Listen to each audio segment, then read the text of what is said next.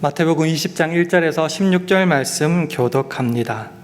전국은 마치 품꾼을 얻어 포도원에 들여보내려고 이른 아침에 나간 집 주인과 같으니 저가 한 데나리온씩 품꾼들과 약속하여 포도원에 들여보내고 또 제3시에 나가보니 장터에 놀고 섰는 사람들이 또 있는지라 저에게 이르되 너희도 포도원에 들어가라 내가 너희에게 상당하게 주리라 하니 저희가 가고 제6시와 제9시에 또 나가 그와 같이 하고 제11시에도 나가보니 섰는 사람들이 또 있는지라 가로되 너희는 어찌하여 종일토록 놀고 여기 섰느뇨 가로되 우리를 품꾼으로 쓰는 이가 없음이니이다 가로되 너희도 포도원에 들어가라 하니라 저물매 포도원 주인이 청지기에게 이르되 품꾼들을 불러 나중 온 자로부터 시작하여 먼저 온 자까지 삭슬 주라 하니 제11시에 온 자들이 와서 한 데나리온씩을 받거늘 먼저 온 자들이 와서 더 받을 줄 알았더니 저희도 한 데나리온씩 받은지라 받은 후 집주인을 원망하여 가로되 나중 온 이 사람들은 한 시간만 일하였거늘 저희를 종일 수고와 더위를 견딘 우리와 같게 하였나이다. 주인이 그 중에 한 사람에게 대답하여 가로되 친구여 내가 네게 잘못한 것이 없노라 네가 나와 한 데나리온의 약속을 하지 아니하였느냐 이것이나 가지고 가라 나중 온 이 사람에게 너와 같이 주는 것이 내 뜻이니라 내 것을 가지고 내 뜻대로 할 것이 아니냐 내가 선함으로 네가 악하게 보느냐 이와 같이 나중된 자로서 먼저 되고 먼저 된 자로서 나중되리라 아멘. 지난 주일에 우리는 사람에게 보이려고 하는 그런 연극 배우가 되지 않기를 소원했습니다. 그 믿음 가지고 한 주간 어떻게 살아가셨나요? 그렇게 하나님의 영광과 그 나라를 위하여 나아갈 때 은밀하게 보시는 하나님께서 은밀한 중에 반드시 갚으십니다. 그래서 그 마음을 우리가 결단하면서 하나님의 나라와 그 영광과 의를 위하여 한 걸음씩 충성하며 헌신하며 때로 희생하며 걸어갈 때에 또 우리에게 남아있는 한 가지 확인의 사항이 있는 것 같습니다. 그래서 오늘은 본문 말씀을 중심으로 그 확인해야 될 한 가지를 함께 나누고자 합니다. 오늘 본문은 우리가 잘 아는 포도원 품꾼의 비유입니다. 근데 사실은 그 20장 1절부터 시작하지 않고요. 그 앞장인 19장 뒤쪽에 있는 베드로의 이러한 질문에서부터 시작한다고 봐야 될 것 같습니다. 그 질문이 뭔지 우리 마태복음 19장 27절 말씀을 화면을 보시면서 함께 읽도록 하겠습니다. 시작. 이에 베드로가 대답하여 가로되 보소서 우리가 모든 것을 버리고 주를 쫓아싸우니 그런즉 우리가 무엇을 얻으리까? 사람에게 안 보이고 하나님만을 향하여서 이제 일을 하기로 결정했죠. 그래서 주를 향하여서 희생했습니다. 열심히 충성했습니다. 그러니 이제 드는 생각이죠. 내가 뭘 받을 수 있을까요? 이게 단지 베드로만의 질문일까요? 저와 여러분의 질문 아닙니까? 내가 이렇게 주를 위해서 여기까지 일했고 여기까지 희생했고 여기까지 바쳤는데 내가 과연 주께 무엇을 얻을 수 있겠습니까? 이에 대한 예수님의 대답은 분명합니다. 그 다음 28절 29절을 제가 읽어볼게요. 예수께서 가라사대 내가 진실로 너희에게 이르노니 세상이 새롭게 되어 인자가 자기 영광의 보좌에 앉을 때에 나를 쫓는 너희도 12 보좌에 앉아 이스라엘 12지파를 심판하니라. 또 내 이름을 위하여 집이나 형제나 자매나 부모나 자식이나 전토를 벌인 자마다 여러 배를 받고 또 영생을 상속하리라. 되게 행복하죠. 그래서 기쁩니다. 근데 여기서 이렇게 끝나면은 말씀이 끝나면 되게 개운할 것 같은데 19장은 여기에 한 절이 더 붙어 있어요. 그 마지막 결론 또는 충고와 같은 말씀이 나타나는데 그것이 마태복음 19장 30절 말씀입니다. 우리 화면을 보시면 함께 읽도록 하겠습니다. 시작. 그러나 먼저 된 자로서 나중되고 나중된 자로서 먼저 될 자가 많으니라. 현대인의 성경을 조금 쉽게 풀어보면요, 지금은 앞서도 나중에 뒤떨어질 수 있다는 겁니다. 근데 지금은 뒤떨어져도 나중에 앞설 사람이 많다는 겁니다. 이게 도대체 무슨 말일까? 이 마지막 부분을 설명하기 위해서 그 다음 장, 오늘 본문 마태복음 20장에 포도원 품꾼의 비유가 나옵니다. 그것을 어떻게 알 수 있냐고요? 오늘 포도원 품꾼의 마지막 결론 16절 말씀이 이렇게 끝나기 때문입니다. 이와 같이 나중된 자로서 먼저 되고 먼저 된 자로서 나중되리라. 똑같은 말씀이죠. 자, 그래서 이 비유를 한번 살펴보기를 원하는데요, 잘 아시겠지만 내용부터 간략하게 한번 정리해 보겠습니다. 포도원 주인이 품꾼을 쓰려고요, 아침 일찍부터 장터에 나갔습니다. 그래서 만난 사람에게 하루 한 데나리온씩을 약속하고 고용하게 되지요. 시간을 보니까 아침 일찍이라는 말도 있고, 바꾸면 오전 9시, 12시 정오, 그 다음에 오후 3시, 오후 5시까지 여러 시간에 나가서 놀면서 기다리는 사람을 하여합니다. 그래서 이제 마치게 되는 저녁 6시쯤에 이제 계산을 해야 되죠. 품삯을 나눠줘야 되죠. 근데 제일 마지막에 오후 5시 와서 1시간 정도만 일한 사람이 한 데나리온을 받게 됩니다. 그것을 보고 일찍 온 사람 생각하는 거죠. 아, 나는 좀 더 주지 않을까. 그렇지, 1시간 일한 사람이 한 데나리온 줬으면 나는 좀 더 받아야지. 그런데 손에 쥔 것은 똑같이 한 데나리온. 불평하기 시작하죠. 이게 뭐냐고, 나는 더 많이 수고했는데. 그때 주인이 이렇게 대답합니다. 난 너희와 약속한 대로, 계약한 대로 거기에 합당한 한 데나리온을 주었다. 내 것 가지고 내가 하는데 왜 그러느냐. 그리고 마지막 결론이 이렇게 되죠. 이와 같이 나중된 자로서 먼저 되고 먼저 된 자로서 나중되리라. 이 말씀을 좀 분명하게 하기 위해서 하나하나 한번 살펴보는 시간 가지겠습니다. 우리가 먼저 확인해야 될 것은 저나 여러분이나 이 품꾼과 같다라는 겁니다. 이 품꾼이 처음부터 일하지는 않았어요. 장터에서 일하기를 기다리면서 때론 놀고 있었습니다. 모든 사람이 처음부터 일한 건 아니에요. 놀고 있었어요. 만약에 나를 써줄 사람이 없다면 어떻게 되는 거죠? 계속 놀아야죠. 하루 종일 놀아야 되죠. 노니까 품삯도 없는 거예요. 근데 그런 내가 할 수 있는 게 아무것도 없는 그 일꾼을 주인이 불러서 일 시켜주고 거기에 합당한 품삯도 줬다. 이걸 우리 기독교적 용어로 은혜라고 합니다. 나는 아무것도 할 수 없어 놀 수밖에 없는 사람인데 나로 선택해 하시고 일하게 하시고 품삯까지 주시니 얼마나 큰 은혜입니까? 그래서 이 은혜라는 관점에서 보면은 일한 시간, 1시간 일했든 12시간 일했든 그거는 상관이 없고 구별이 없이 그냥 은혜, 거저 주시는 은혜 감사할 따름입니다. 우리 쪽에서 생각해 볼까요? 일하든 못하든지 10시간이든 1시간이든 우리 어떻게 우리 힘과 능력으로 할 수 없는 그것, 그래서 주인의 뜻대로만, 주인의 은혜로만 일할 수 있었다.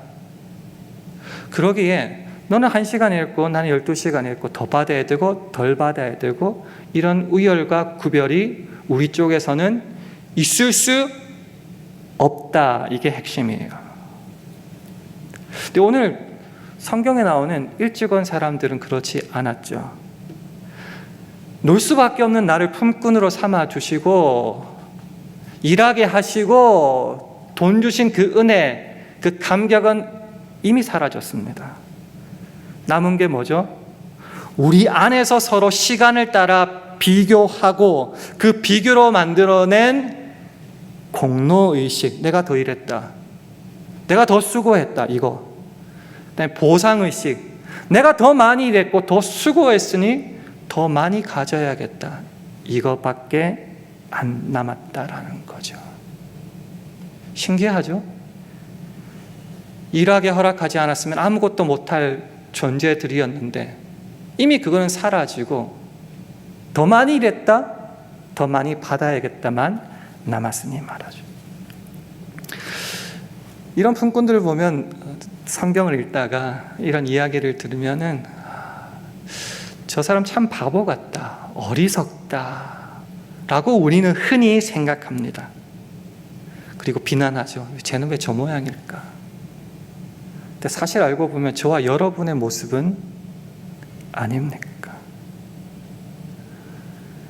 우리의 공로로 아닌 하나님의 전적인 은혜로 구원하여 주셨음에도 불구하고 그 감격은 이미 저 세상으로 다 잊혀져 갔죠. 남은 건 뭐죠? 내가 주를 위해서 이만큼까지 했는데 도대체 뭘 주실 겁니까? 나는 쟤보다 10년을 더 믿었는데 나는 뭘 얻을 수 있을까요? 여기에만 관심 갖지는 않습니까? 디모데후서 1장 9절 말씀을 우리 화면을 통해서 함께 읽도록 하겠습니다. 시작.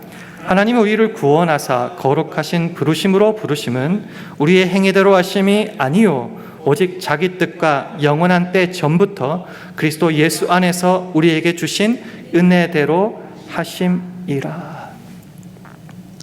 놀라운 은혜입니다.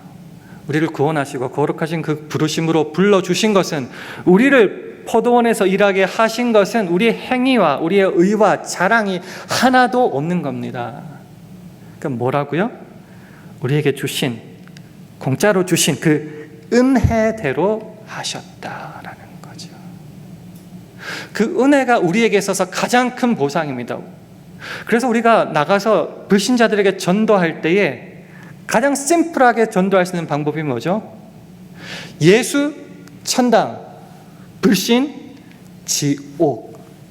예수 벌어서 돈 벌어야면 그게 축복이라면 우리가 나가서 그렇게 전해야죠. 예수 믿고 부자 되세요, 대박 나세요. 그러나 우리들에게 말할 것은 예수를 믿고 천국을 가는 게 가장 중요하고 가장 큰 은혜와 보상 아닙니까? 그러나 그것은 이미 다 사라졌습니다.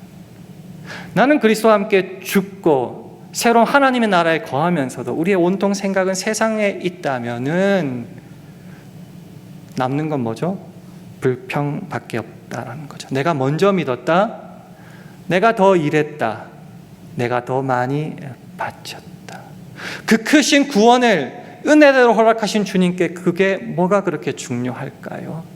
그러나 이게 어느 순간 비교하게 되고 공로, 내 자랑, 내 의가 생기기 시작해 버렸다라는 겁니다. 오늘 포도원 품꾼의 비유를 조금 더 명확하게 하기 위해서요, 누가복음 15장에 나오는 유명한 그 탕자의 비유로 함께 들어가 보겠습니다. 그 아시죠? 두 아들이 나옵니다. 첫째 아들, 둘째 아들. 이 둘째 아들이 쉽게 말하면 막 나가는 탕자였어요. 아버지가 아직 돌아가시지 않았는데 그 유산을 달라고 해서 나가서 다 허비하고 돌아왔습니다. 이에 비해서 첫째 아들은, 큰 아들은 거기서 계속 아버지 밑에서 일했어요. 자, 장면은 이렇습니다. 집 나간 둘째 아들이 다 돈 써버리고 허비하고 돌아왔는데 아버지가 그 아들을 너무너무 반겨서 잔치를 베풀었더라. 그 소식을 들은 큰아들이 뭐라고 하죠? 같이 좋아합니까? 큰 불평을 하게 됩니다. 이만저만이 아니죠. 우리가 오늘 초점 둘 것은요, 그때에 이 큰아들에게 하신 아버지의 말씀이 굉장한 중요성을 띠고 있습니다. 누가복음 15장 31절, 32절 말씀을 우리 화면을 보시고 함께 읽도록 하겠습니다. 함께 읽습니다. 시작. 아버지가 이르되 예 너는 항상 나와 함께 있으니 내 것이 다 네 것이로되 이 내 동생은 죽었다가 살았으며 내가 잃었다가 얻었기로 우리가 즐거워하고 기뻐하는 것이 마땅하다 하니라. 아버지를 오해하면 안 돼요. 줏대도 없고 작은 아들만 사랑하고 큰 아들은 학대한다, 그렇게 생각하시면 안 돼요. 이 아버지의 말로 통해서 알 수 있는 건 뭐냐고 하면요, 아버지는 두 아들에 대한 사랑은 있습니다. 그러나 기대하는 바는, 기준점은 다른다는 것을 확인해야 됩니다. 무슨 말이냐고 하면요, 이 작은 아들을 설명하는 말씀을 잘 기억해 보세요. 얘는 죽었다가 다시 살아왔다, 잃었다가 다시 얻었다.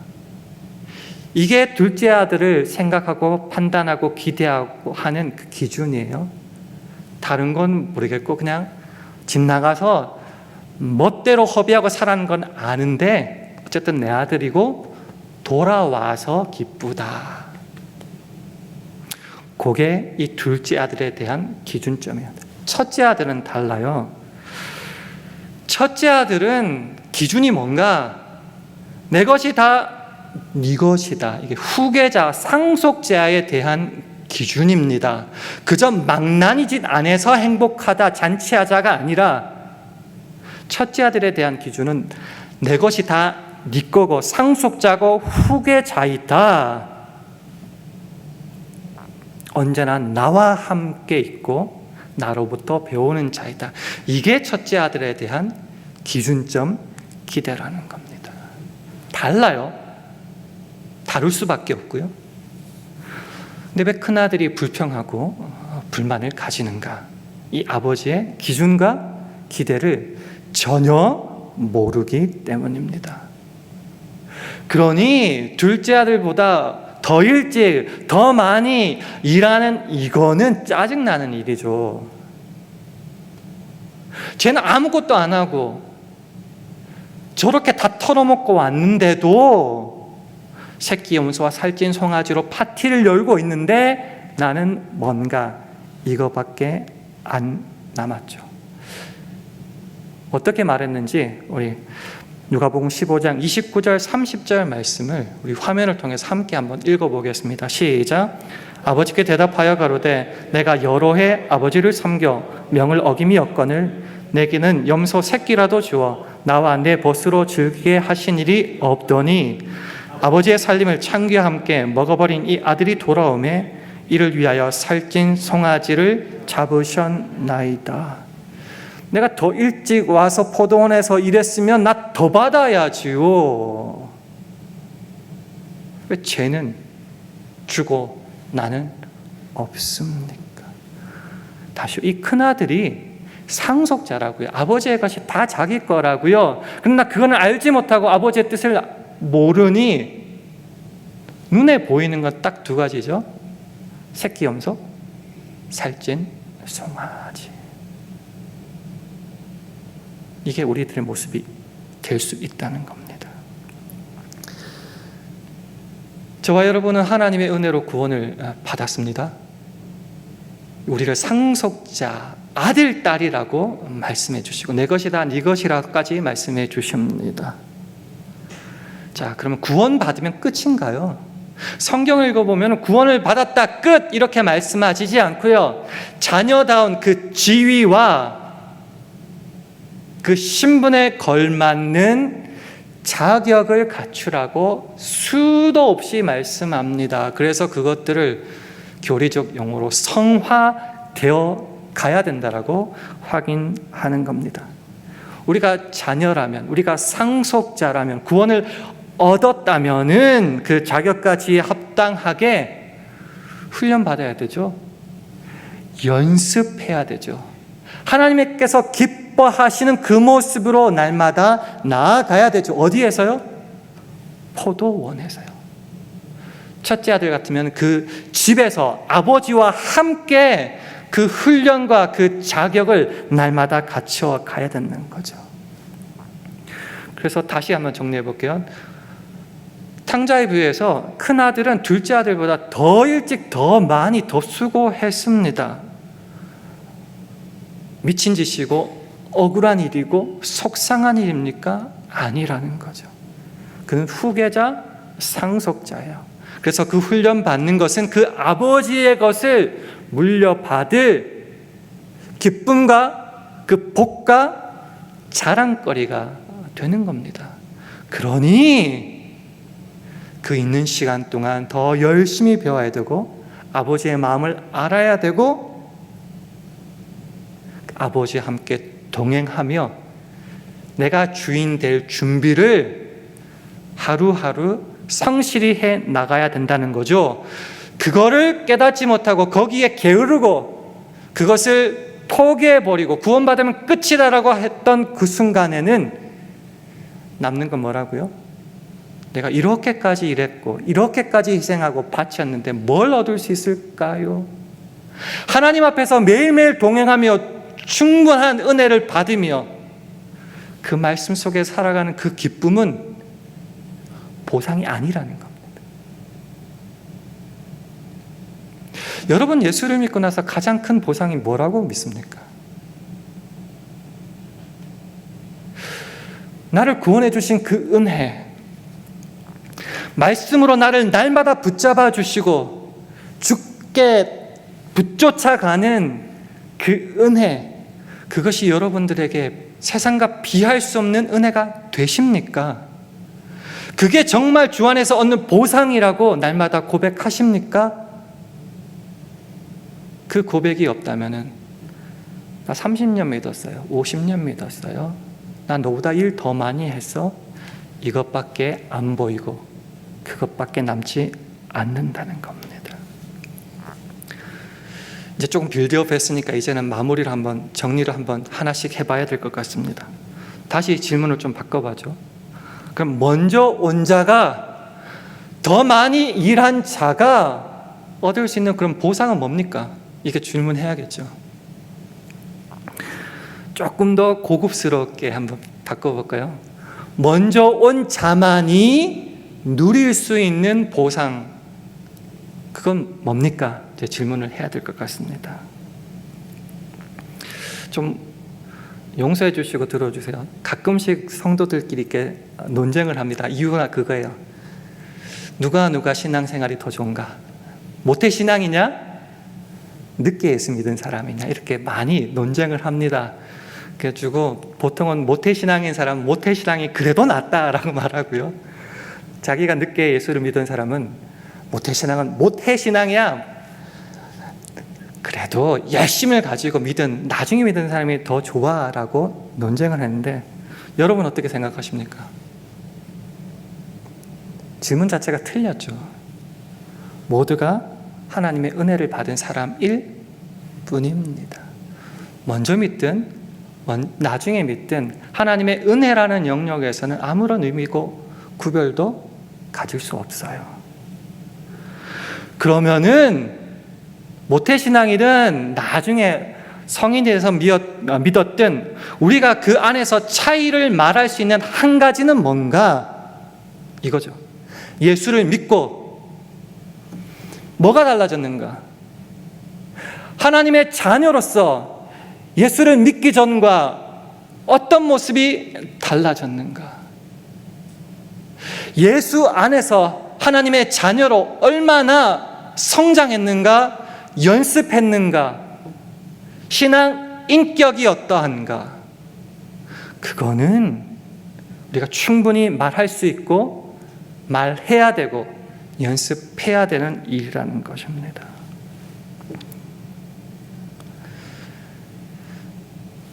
포도원에 들어가기 전에 밖에 있을 땐 구원도 없고 일할 수도 없고 품삯도 없고 아무것도 없고 놀 수밖에 없는 인생. 저와 여러분의 인생이었죠. 저와 여러분을 사랑하여 주시고 전적인 은혜로 우리에게는 어떠한 공로가 없다는 거죠. 포도원에 들어가게 하시고 구원을 허락하여 주시고 한 데나리온씩 허락하여 주셨고 그 천국에서 그 하나님의 의와 나라를 향하여서 일할 수 있게 하셨다. 자, 그렇어요? 그러면은 포도원에 들어가서 남는 건 한 가지가 있죠. 우리에게 일할 수 있는 기회를 허락하여 주셨고 포도원 일꾼이라는 그 자격도 허락하여 주셨는데 그 허락하신 기회와 시간을 품꾼으로서 하나님의 자녀로서 얼마나 성실하게 얼마나 기쁜 마음으로 살아내었고 자라났느냐, 이거는 우리가 확인해야 된다는 거죠. 어디까지요? 목표가 있을 거 아니에요. 그리스도의 장성한 분량이 충만한 거기까지 우리는 매일매일 몇 시간 자라나고 있는가. 그래서 우리가 마지막으로 에베소서 4장 13절에서 15절 말씀을 화면을 보시고 한 절씩 교독하도록 하겠습니다. 제가 먼저 읽습니다.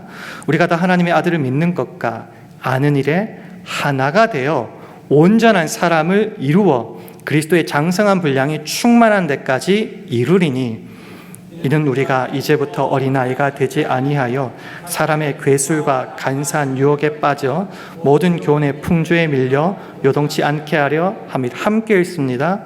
오직 사랑 안에서 참된 것을 하여 범사에 그에게까지 자랄지라. 그는 머리니 곧 그리스도라. 아멘.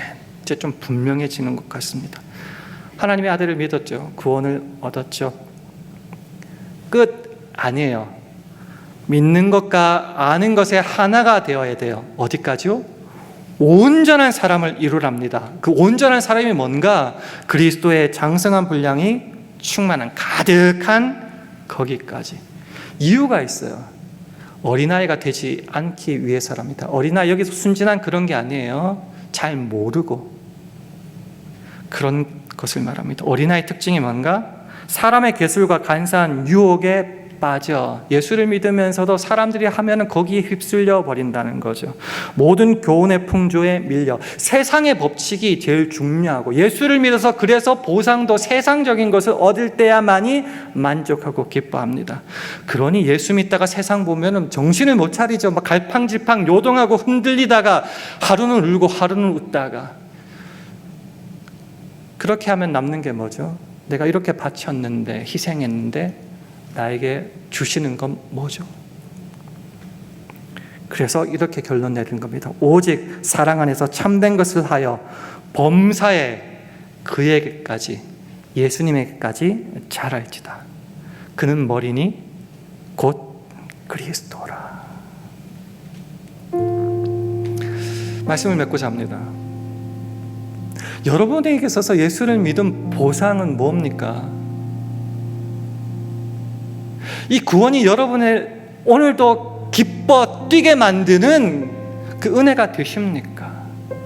오늘도 말씀 안에 서서 주님께 기도함으로 하나님과 동행하는 것이 여러분에게 가장 큰 보상이 되고 있습니까? 주 없이 내가 살 수 없습니다. 주 은혜로 나를 붙잡아 주시옵소서. 이것이 여러분의 가장 큰 기도의 소원이 되고 있습니까? 그렇지 않다면 오늘도 질문하게 되죠. 내가 이렇게까지 다 희생하고 이 오랜 시간 땀 흘려 수고했는데 도대체 뭐가 내게 보상입니까? 이미 허락하여 주셨는데 그게 보상은 아니다라고 말할 수밖에 없다. 포도원에 먼저 온 자가 받고 누릴 수 있는 보상이 뭐죠? 세상에서 놀지 않고 주님 안에 있어서 주님과 더 많이 동행할 수 있었다. 세상이 아니라 주님 안에서 살찌고 성장하고 훈련받아서 가지가 포도나무에 붙어 있는 것처럼 주와 더 오래 동행했기에 귀한 열매를 나날이 더 많이 맺을 수 있었다. 예수를 믿고 아는 것에 하나가 되어서 온전한 사람이 날마다 되고 있어서 이제는 세상에 더 이상 휩쓸리거나 휘둘리지 않게 되었습니다. 예수를 믿고 뭐가 의인지, 뭐가 거룩인지, 뭐가 진리인지 알고 그 길만을 따라가게 되었습니다. 이게 먼저 온 자가 누릴 수 있고 누려야만 하는 그 보상이자 책임 아니겠습니까? 이게 여러분에게 얼마만큼 의미가 있습니까? 내가 무엇을 얻을 수 있겠습니까? 사실은 이미 얻고 있고요. 차곡차곡 쌓여져 가고 있고, 그런 저와 여러분은 하나님의 후계자, 상속자로서의 삶을 누려야 합니다. 이것이야말로 포도원 밖에서 놀며 기다리는 사람들은 상상할 수도 없고 누릴 수도 없는, 알 수도 없는 복 아니겠습니까? 그저 세상에서 방탕하고 허비하다가 돌아온 둘째 아들은 전혀 알 수 없는 복이 아니겠습니까? 이번 한 주간 오늘 말씀을 한번 깊이 한번 묵상해 보십시오. 내가 지금 주 안에서 누려야 될 보상은 뭐고, 주 안에서 책임지고 자라나야 될 그것은 무엇인지. 그래서 결코 먼저 된 자가 거기에 실패해서 나중되지 말기를. 늦게 왔다고 속상할 필요 없어요. 주님 안에서 더욱더 힘써 주에게까지 자라가면은 나중 왔지만은 먼저 될 수도 있습니다. 이 일에 힘써 주님의 자녀로 온전한 사람으로 싸우는 이 일에, 이 경주에 최선을 다해 살아감으로 주의 보상을 날마다 누릴 수 있는 저 여러분 되기를 주님의 이름으로 축원합니다.